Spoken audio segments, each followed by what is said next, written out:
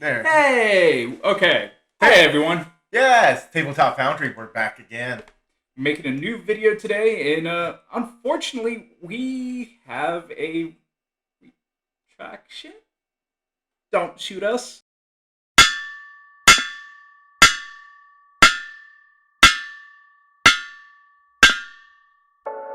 So, before we continue any further, if you're liking what you're seeing, please don't forget to hit that like, follow, and subscribe button. Comment, cookie for the algorithm, comment something. But, sit there, we kind of want a cookie for the algorithm, as we've been saying. But with, back to what we were saying, we have a retraction to make with one of our first videos.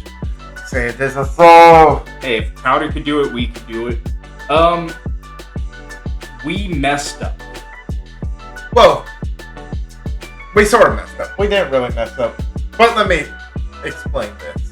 So, if you haven't saw by the thumbnail for this or the video description, we now have 3 Benchies. Because guess what's working? We got the Toybox working. Well, more specifically, my wife got the Toybox working. It's more per printer anyways. But the joy being, it works again. So, needless to say, this is also a little bit of a review on the Toybox and our different Benchy prints. So, the Toybox, as we all know, it works off of the Wi-Fi. There's no place to plug it into your computer. There's no place to go through and actually, put micro SD or an SD card in it. So everything runs through their program on the internet. What does this mean to a person looking to get into this? Well, first and foremost, it's very simple. You don't have to worry about slicing. You find the file you want, you scale it to its print bed, and you just literally click and print, it prints. Then you run into the problem we had with the Toybox. So during the last update, it did something with the software and everything. We literally had to restart the Toybox from scratch as if it was being set up for the first time. Go through, reconnect it to the Wi-Fi, remove it from our current Toybox accounts, and then reapply it to the Toybox accounts. This was able to get us to use it again, and we were able to sit there and run the Benchy test that we are presenting today. Unfortunately, though, because this Benchy is from our latest print, it couldn't be a side-by-side comparison. But on the right side, we still have the Benchies from the other 2 days, and we still stand by what we said originally of Toybox, fix your shit.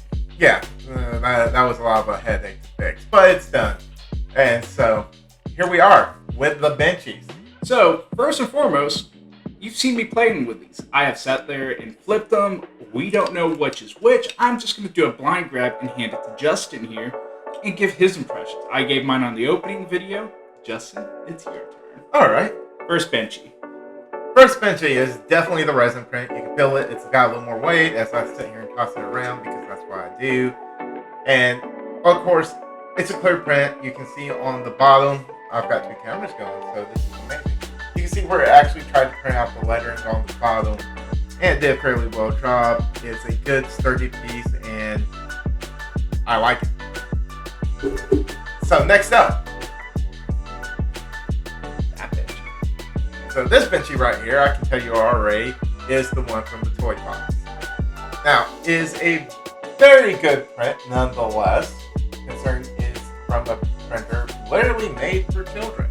Yes, that's right. The Toybox was marketed as a printer for children to make their own toys. It was on Shark Tank and everything. Great idea, great concept. Execution needs a little work, but not bad overall. So this one, you can definitely see the print lines in it. It's rigid, but it is a good sturdy print. Nonetheless, it is not bad at all for a printer that literally costs $100. Finally, we come to the Ender 3 print. And no, this is not the Ender 3 version 2 or Pro. This is just the base model Ender 3. Very good detail. Sorry, stuttering my words for a minute. But it's okay.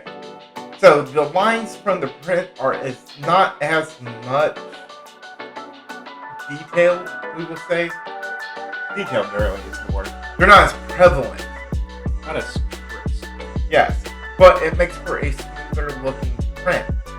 So all in all, when it comes down to it, I still prefer the Ender 3 over the Toybox. Now that being said, the Toybox is a great printer if you have never had a 3D printer before, you don't know anything about the software for going through and cutting your prints so you can prepare them for build plate. It does it all for you. For a person that has experience with 3D printers, it's going to aggravate you. And it's not because it's a bad printer, but they have their own version of Cura and it's garbage. It is hot garbage. That's all I can say about it. You can't adjust any settings whatsoever in it except literally the size and where you're building on the build plate and rotating. That's about it. With that being said, like we said, if you like, please hit those buttons down below. Like, follow, and subscribe. Don't forget we're on Facebook, Instagram, Twitch, and Twitter. Yes. We're under the blue bird. Tweet. So, thank you for stopping in. This has been Tabletop Foundry, and we hope you have a good rest of your day. Be awesome.